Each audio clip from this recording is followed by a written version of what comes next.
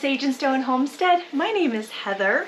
A lot of you asked for my pickled egg method, process, recipe, what have you, the very next time I was to pickle some eggs. So that is what this video is about. We have our egg processing day, and usually I don't just do one thing at a time. So as you can see here, I've got a lot of eggs. I'm not going to be pickling all of these. I'm going to be pickling the quail eggs only, and the chicken eggs I'm going to freeze dry. Farm fresh eggs are hard to peel. There's something about the freshness of them that has that membrane sticking to the meat of the egg quite hard, and with pickled eggs specifically, you want to have a perfectly smooth surface. We don't want any cracks or divots or anything like that, because what that could potentially do is introduce bacteria deep inside the egg where our pickling brine cannot reach, and that would be unsafe. So we don't want to do that. I find that when I am using fresh eggs for pickled eggs, that the best way to get more clean peeled eggs than not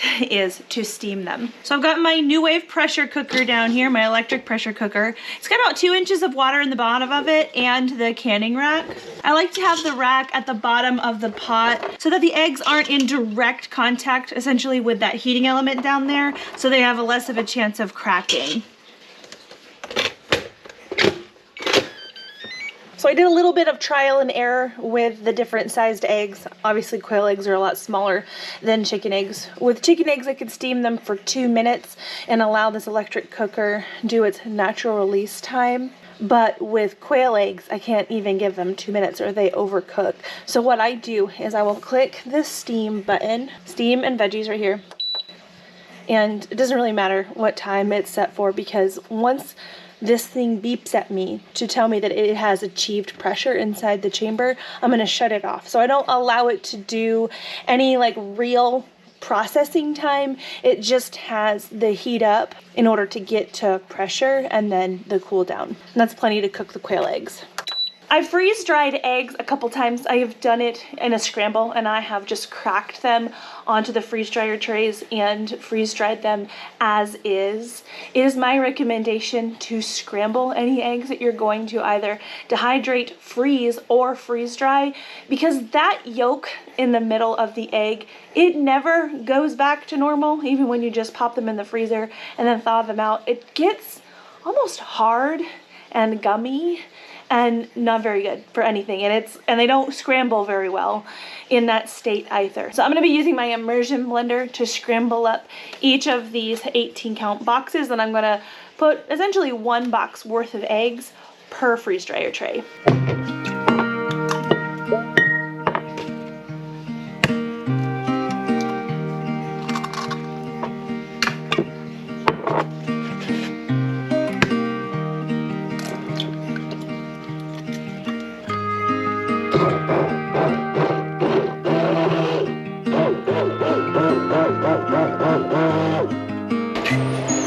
It's a lot easier to fill the freeze dryer trays with liquids when they're already in the freeze dryer. So I'm just gonna pull out the tray a little bit and dump the eggs in. I wanna go slowly because I don't want to overflow it before it, has the chance to disperse throughout the tray.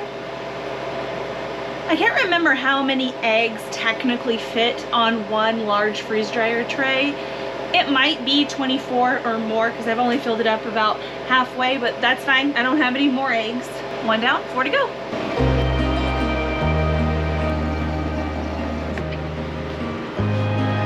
And now it's gonna do its thing.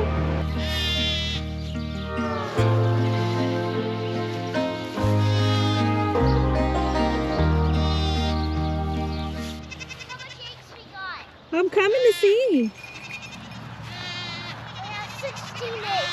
16? Yeah. Can we see? There was only 3 chicken eggs? Yeah. Are you sure? Yeah. I gotta check the light. We have been getting about 14-ish. What, buddy?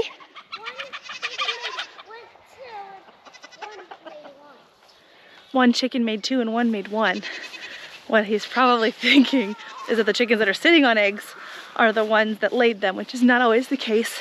But as I was saying, we have been getting about 14 eggs a day lately, but we did just get another dip in a temperature and some rain, and that can throw them off. I hope that works. Oh, my light fell down. Only this one is working. And then this one fell down.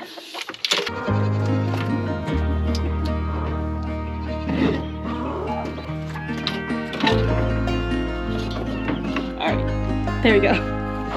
So I don't know how long the light's been down. My kids are the ones that normally come out here and check the eggs, so I'll have to ask them if they know when that fell down. Both of these now work, and that one does. Flip it back to timer. Oh, this child. It's a good thing that I came in here regardless because of the lights being down, but that baby missed lots of eggs. I'm just too big. You can do it, they're in there. I'm too big. Yep. Ouch. Gentle, okay?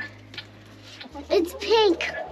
It's pink. That, oh, it's pink with the white spots again. It's pink. Look at that. I had just posted about this on our community tab that I got a pink egg with white spots, and one of the main theories is that this chicken was laying down calcium deposits and that the eggs weren't really truly spotted, but we got another one in rapid succession. That one was just a couple days ago. Can you get them all? Yeah. There's so much down here. There are a lot down there. Well, hello, gang. So the timer that I have up here, it turns on at 3:30 in the morning, which sounds kind of early, but they really need about 14 hours of light in order to lay well. And as you can see, it's 4:30 p.m. here right now, and they're already going to bed. There's some pink ones without spots. Cool, okay. Here we go. That's better. You don't have to put lights on your chickens and induce them into laying outside of their natural time for laying. A lot of people don't. A lot of people like to give their chickens a rest period. I find that chickens are very expensive to keep for what we get out of them. They eat a lot. Truthfully, calorically, my goats take in much less compared to what they put out in their milk. So the chickens are really expensive.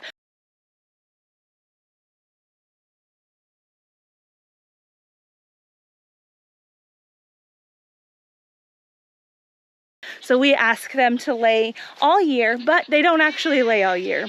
The chickens have a molt period, lasts about 6 weeks to 2 months, and my chickens happen to molt in like February or March. So that is why saving these eggs in this way is going to be important, because we will have 2 months without eggs even with the lights on. So even before I had the freeze dryer trays all loaded, this came to pressure, it beeped at me, and I just shut it off completely. But you can tell by this little toggle here that we still have pressure in the chamber.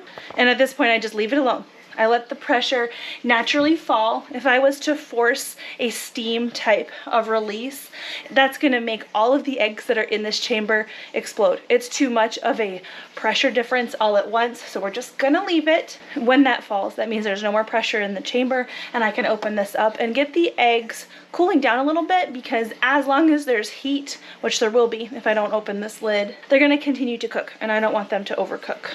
Alrighty, so it's the next day, and yesterday when the little pressure gauge on my pressure cooker went down, I took the eggs to the sink, dumped out the hot water that was in the bottom of the pressure cooker, and put in some cool water. I wanted to cool the eggs down as quickly as possible just so they would stop cooking. And also, I didn't have time to do the rest of the process last night, so what I did was actually keep the cool water in that canner pot and put it right in the fridge, and I peeled the eggs today. This is what we have. Beautiful, perfectly peeled, quail eggs. Now they didn't all come out perfect, a lot of them did, but the ones that had some blemishes, some cracks, some divots, I put those to the side. I'm gonna make egg salad out of those for dinner tonight. But I've got quite a few jars like this, and these eggs are not cold. Even though I stored them in the refrigerator, when I did peel them, I peeled them with warm water because I don't want to shock my jars. We're about to add hot water into this jar, and if I filled it with cold eggs, that's gonna cool down the glass, and then putting hot liquid in it could absolutely make the jars crack, and we don't want that. So these are essentially at room temperature at this point, which that will be fine. Now this is technically Rebel canning. When you do can this, you could just refrigerate it, and it lasts quite a long time in the refrigerator. But technically, canning pickled eggs is not allowed. I'm comfortable breaking the rules in this way, but if you're going to be breaking any canning rules, you need to do so well informed, so do your research. So the recipe that I'm using today is from ballmasonjars.com. It's actually for the bruschetta in a jar. So when I've pickled eggs in the past, I've basically just used any pickle recipe that suits my fancy or that I have ingredients for at the time, and I'll just use eggs instead of cucumbers or a vegetable. This is no different. So instead of tomatoes in this bruschetta recipe, I'm going to be using eggs. And it might sound kind of weird, but I feel like the balsamic and the white wine vinegar are going to be so delicious in this application. So I'll put the ingredients on the screen here. I am gonna double the recipe just so I know I have enough brine. And also one of the changes that I'm making is instead of dicing up the garlic and adding it to the pot, I'm just going to be crushing some garlic cloves and adding them straight into the jars. When you make the bruschetta in a jar, which I have over here, let me show it to you. So here it is. And what the goal is with this is you want to be able to spoon it out onto like a piece of toast or put it on pasta or something and be able just to eat it and get all those garlicky bits in there while you're eating it. And I don't necessarily need that with my eggs. I would like the garlic flavor in there,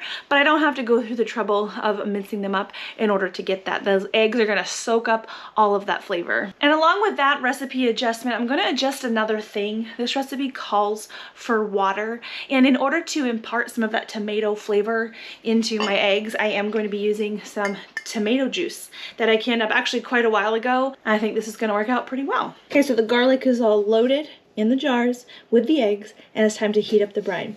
So I wanted to make another note here too, is I don't have white wine right now at my disposal, so I'll be using this white wine vinegar to replace the white wine in the recipe, as well as it's intended for the recipe. So I've got 4 cups of it going in here. The recipe calls for half a cup water, but remember we are doubling it, and I'm using tomato juice. So 1 cup going in. Calls for 2 tablespoons balsamic vinegar, so I'm going to do 1/4 cup. 1 cup sugar. I'm going to do 1/4 cup of basil, which is 4 tablespoons. I need to do dishes, so I don't have my 1/4 cup measurer handy. That was 3. Okay. 4. And then the same amount of oregano. This is from our garden. Now I'm just going to heat this up to boiling.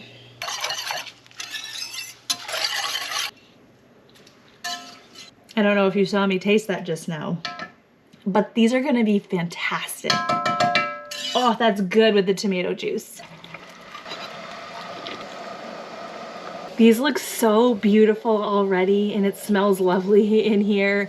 And so I have filled the jars with the brine up to about a 1/2 inch headspace. The eggs are all covered. Now I'm just going to make sure that there's nothing on the jar's rim that's going to prevent a seal. We are using dry spices, and sometimes those guys can be unruly. Popping on our lids.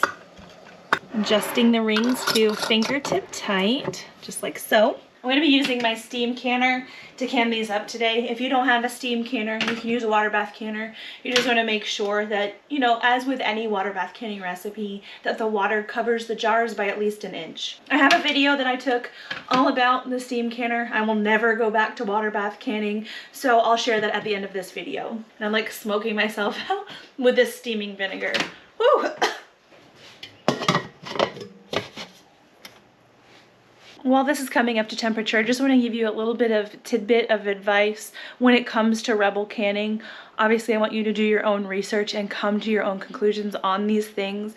But when you are making substitutions in recipes, especially for the water bath canning or steam canning recipes, you need to make sure that you're maintaining a good acidity. So that white wine vinegar that I have is a 5.6% acidity, and then the balsamic vinegar is a 6% acidity. We added tomato juice instead of water, so that has acidity as well. And so with our replacements, we've actually likely just increased the acidity in the recipe, and that's why I was comfortable doing that. I figured we'd come in here and check real quick on the freeze dryer and how it's doing.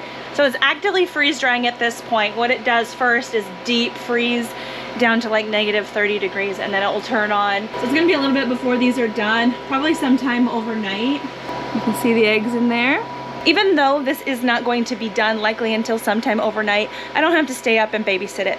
It's going to go kind of in like a little stasis mode while it waits for me to have some time to deal with putting the eggs away, and this is how we choose to do it. So this is actually 5 dozen eggs crammed into this half-gallon jar, and we're gonna reconstitute some of these so I can show you what the end goal is really. To reconstitute freeze-dried eggs, 1 egg is 2 tablespoons of the dried egg powder plus 2 tablespoons of water. So here's our powdered egg. Add in the water. It's gonna take a few minutes to fully come back to life, but it should start looking like a scrambled egg pretty quickly. So it's been a few minutes and it seems a little bit watery to me, so I am gonna add a little bit more egg powder. It's still looking a little bit more watery than a fresh egg, but maybe this is normal. So I've got my pan heated up right here. The steam canner is doing its thing.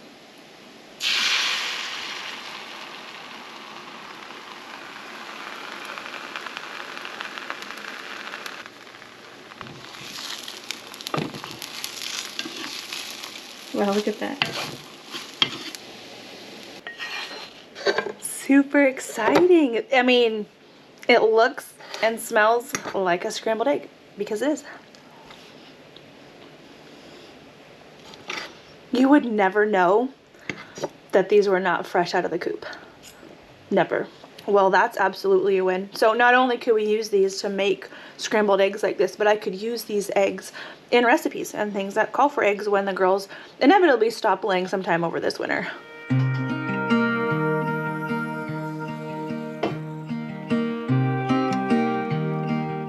Here's our finished product. It is all sealed and ready to go for storage. I will store these with the rings off. And as I mentioned before, you can totally do this as a fridge pickle recipe, but with both methods, you're going to want to let the flavors marinate for about 2 weeks before you partake, and the longer that it sits, the more flavor that the eggs will be able to absorb.